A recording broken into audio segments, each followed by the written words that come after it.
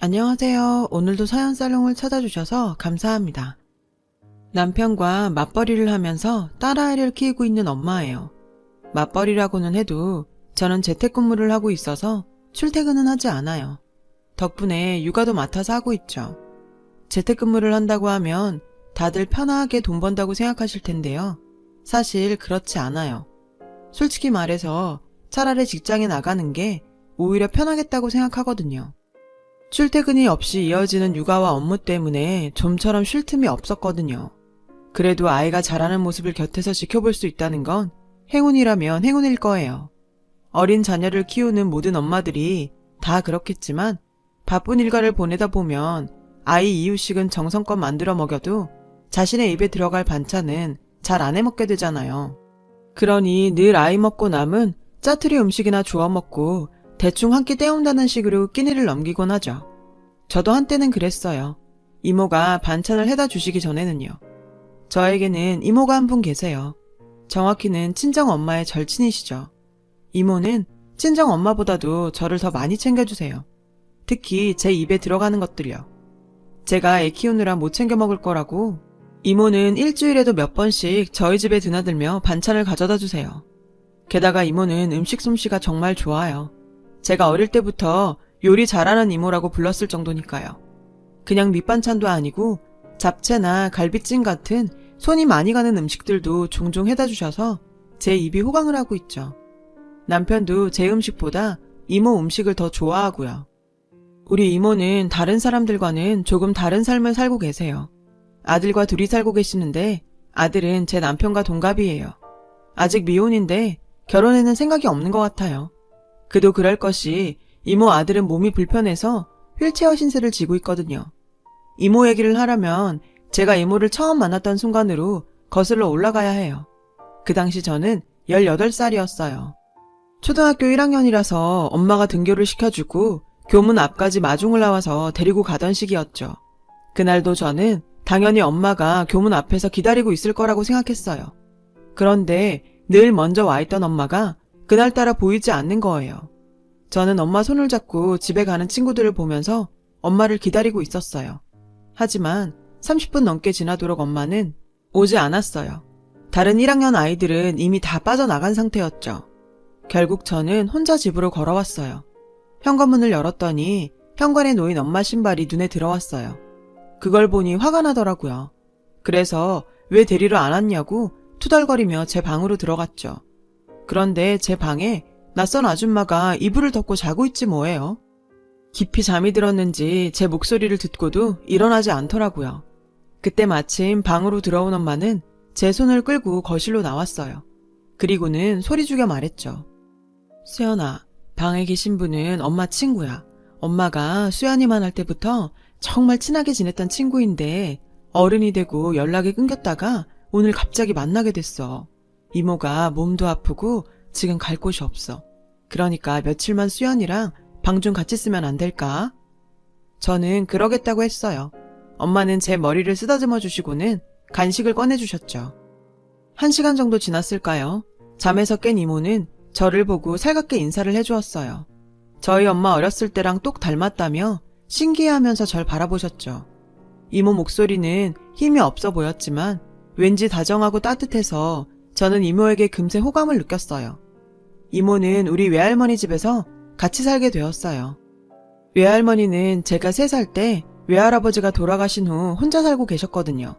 엄마랑 이모는 어릴 때부터 절친이어서 외할머니하고도 잘 알고 있었죠. 이모가 외할머니 댁으로 들어가던 날 저는 엄마랑 짐을 들고 따라갔었는데요. 외할머니는 이모를 보시자마자 끌어안으시며 눈물을 보이셨어요. 세상에, 민수가 이게 어쩐 일이냐. 그렇게 착하던 네가. 이모는 눈물을 글썽이다 말했어요. 아줌마, 수연이도 보고 있는데 그만하세요. 저 정말 괜찮아요. 하면서 애써 웃어 보였어요. 이모에게 남모르는 사정이 있다는 것은 누가 봐도 뻔했어요. 실제로 엄마에게 이모는 왜 가족도 없고 집도 없냐고 물어본 적이 있어요. 그때 엄마는 차분하고 진지한 눈으로 제게 이렇게 말씀하셨죠. 수연아, 사람들한테는 너무 아파서 말 못하는 얘기가 있어. 이모가 지금 그래. 이모가 그 얘기를 다시 하려면 너무 마음이 아플 거야. 수연이가 크면 알게 될 테니까 조금만 기다려주지 않을래? 그래서 그날 이후로 저는 궁금증을 꾹꾹 누르면서 이모 앞에서 아무 말도 질문도 하지 않았어요.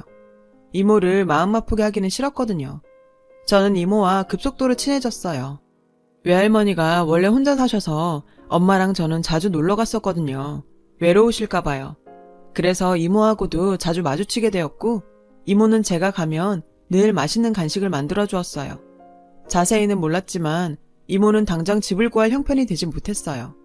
외할머니와 엄마에게 최대한 빨리 집을 구해서 나가겠다고 했지만 이모가 모아둔 돈으로는 택도 없었죠.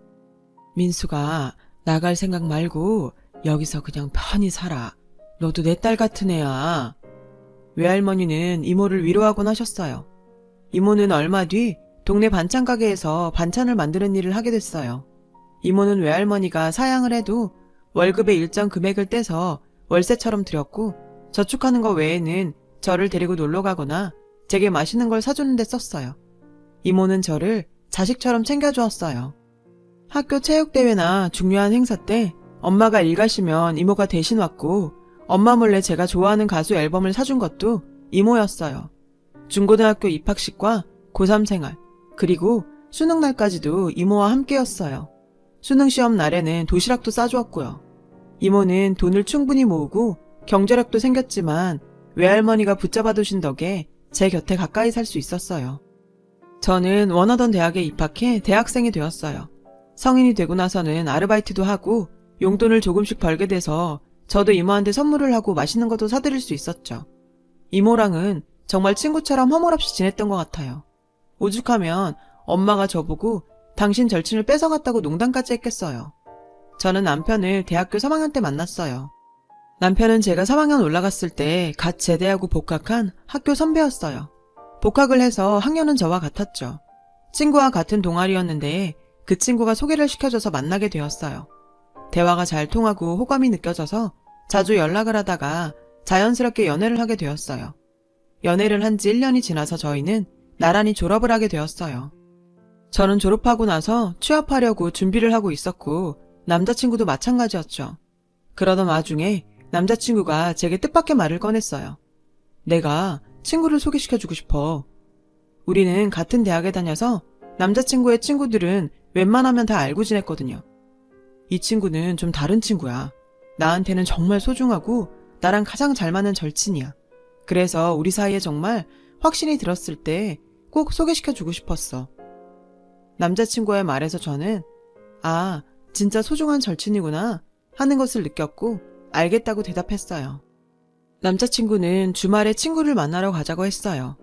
그 주 토요일 남자친구와 1시간 정도 버스를 타고 도착한 곳은 도시에서 조금 떨어진 한적한 곳이었어요. 도착한 건물에는 장애인 복지관이라고 적혀 있었어요. 남자친구는 익숙한 듯 건물로 들어가 그곳 직원분들에게 인사를 건넸어요. 결혼 생각하고 있는 여자친구예요. 라고 절 소개해서 조금 쑥스럽기도 했죠. 남자친구의 손을 잡고 조금 긴장한 채로 한 방으로 갔어요. 문을 두드리니 조금 뒤에 문이 열리고 한 남자가 나왔어요. 환하게 웃는 얼굴로 남자친구를 맞은 그 남자는 마른 체구로 휠체어를 타고 있었어요. 잘 지냈냐? 내가 형수님 모셔왔다. 농담을 건네며 남자친구가 저를 인사시켜 주었어요. 여기는 내 친구 정우야. 여기는 내 여자친구 수연이. 정우 씨는 환하게 웃으면서 손을 내밀어 악수를 청했어요. 민준이한테 얘기 많이 들었어요. 결혼할 생각으로 만나고 있다고요. 꼭 뵙고 싶었어요. 정우 씨는 13살 때 교통사고를 크게 당한 뒤 하반신 마비가 되었다고 했어요. 불행하게도 가족들은 장애를 가진 정우 씨를 책임지기 싫어해서 불행한 청소년기를 보냈다고 해요. 정말 죽고 싶었죠. 민준이 아니었음 저 죽었어요. 남자친구는 정우 씨를 챙기면서 자기 집에서 재우면서 정우 씨를 응원해 주었다고 했어요. 그리고 정우 씨가 성인이 되고 나서 독립을 하고 싶다고 하자 복지시설과 경제적 지원을 모두 나서서 알아봐주고 이곳에서 독립할 수 있도록 도와주었죠. 장애도 힘든데 가족들도 등을 돌렸다니 얼마나 힘들었을지 안타까웠어요. 그래도 남자친구 같은 친구를 만난 건 다행이다 싶었어요. 남자친구가 자랑스럽기도 했고요. 정우는 사이버 대학에서 컴퓨터 전공을 하고 있고 지금 프로그램을 개발하고 있어. 장애인들을 위한 프로그램인데 하반신 마비뿐 아니라 신체 장애가 있는 사람들이 컴퓨터를 수월하게 쓸 수 있게 알려주고 유용하게 쓸 수 있도록 도와주는 프로그램이야. 남자친구는 제게 자랑하듯 말했어요. 아직 개발 단계지만 꼭 진짜 사업으로 키워보고 싶어요. 할 수 있는 게 손 쓰는 거니까요. 컴퓨터를 끼고 살았거든요. 라며 정우 씨는 수줍게 말했죠. 그날 이후로 남자친구랑 자주 정우 씨를 찾아갔어요. 만나면 셋이서 수다도 떨고 신나게 놀았죠. 그러던 어느 날 저는 예상치 못한 사실을 하나 발견하게 되었어요. 정우 씨 방에는 사진이 딱 하나 있었는데 바로 갓난아기였던 정우 씨를 안고 있는 부모님과 찍은 사진이었죠. 아버지 부부는 접어두고 정우 씨를 안고 있는 어머니만 남겨두었더라고요. 아버지가 미워서요. 어머니는 돌아가셨어요. 제가 어릴 때요. 새어머니가 생겼는데 새어머니가 절 싫어하셨어요. 저를 복지시설로 보내자고 그렇게 아버지를 들들 볶았는데 아버지는 절 보내지도 못하고 새어머니 등살에 시달리는 것도 싫으니까 저를 없는 애 취급을 하셨어요. 배달은 동생만 챙겼죠. 정우 씨 어머니는 정우 씨가 10살 때 돌아가셨다고 했어요. 어머니 기억이 아직도 선명하다고 하더군요. 아직도 많이 그립다고요. 그 말을 듣고 저는 사진을 들여다봤어요. 근데 뭔가 이상했어요. 사진 속 정우 씨 어머니의 얼굴이 왠지 익숙하고 낯이 익었거든요. 동그랗고 고운 얼굴이었어요. 그 순간 떠오르는 얼굴이 하나 있었어요. 바로 이모의 얼굴이었죠. 그리고 어느 날 갑자기 나타난 이모에 대해 엄마가 했던 말들이 떠올랐어요. 이모에겐 아픈 사연이 있다는 얘기요. 저는 정우 씨 모르게 핸드폰으로 정우 씨 어머니 사진을 찍었어요. 그렇지만 집에 돌아와서도 며칠을 혼자서 끙끙 앓았어요. 이걸 어떻게 해야 하나 싶어서요. 혹시나 제가 혼자 헛다리 짚은 건 아닐까 싶어서 내내 고민했죠. 그렇게 열흘 정도가 지나고 저는 결국 이모를 찾아갔어요. 이모는 늘 그렇듯이 저를 반갑게 맞아주었어요. 30분 정도 의미 없는 대화를 하다가 핸드폰에 있는 사진을 보여주었어요. 이거 혹시 이모야? 눈을 가늘게 뜨고 사진을 보던 이모는 얼굴이 하얗게 질렸어요. 이거 어디서 났어? 저는 남자친구의 절친인 정우라는 사람의 사진이라고 말했어요. 제 입에서 정우라는 이름을 듣자마자 이모는 입을 틀어막고 울기 시작했어요. 숨죽여 울던 울음이 점점 커지고 이모는 결국 오열했어요. 저는 당황해서 어쩔 줄 몰랐죠. 이모는 한참을 울고는 겨우 진정을 하고는 제게 물었어요. 어디서 정우를 어떻게 만났냐고요. 저는 정우 씨를 만나게 된 계기와 남자친구 얘기를 해주었고 제 이야기를 들은 이모는 정우 씨가 장애인이란 말에 소스라치게 놀랐어요. 그리고 엄마가 죽었다고 하더란 얘기에 뭐? 정우는 내가 죽은 줄 안다고? 라고 물으며 황당해했어요. 그리고 그날 저는 꽁꽁 감춰왔던 이모의 숨겨진 이야기를 듣게 되었어요. 나랑 네 엄마 정희는 초등학교 때부터 동네 친구였어. 서로 친자매처럼 붙어 다녔지.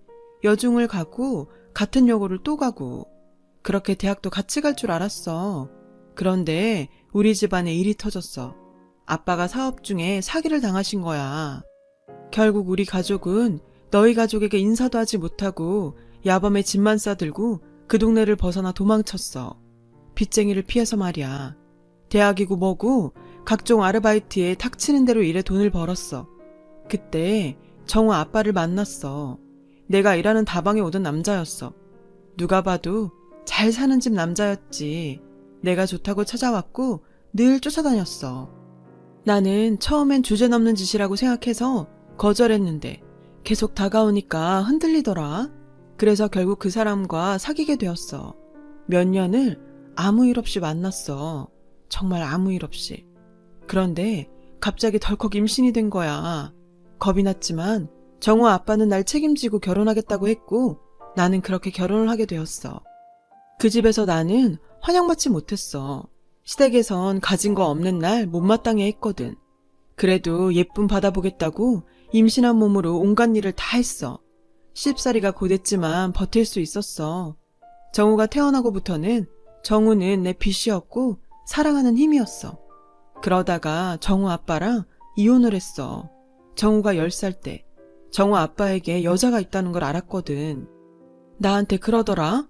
그 여자랑 살고 싶다고. 양육권 포기하고 깔끔하게 이혼해주면 위자료는 넉넉히 챙겨준다나? 그러면서 애는 자기가 키우겠다는 거야.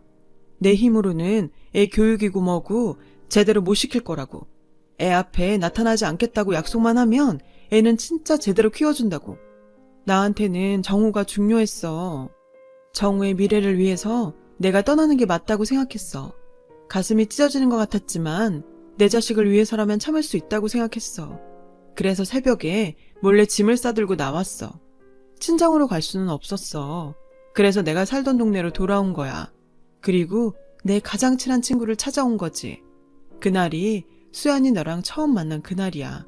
내가 8살이던 그날. 이모 이야기를 들으면서 많이 울었어요.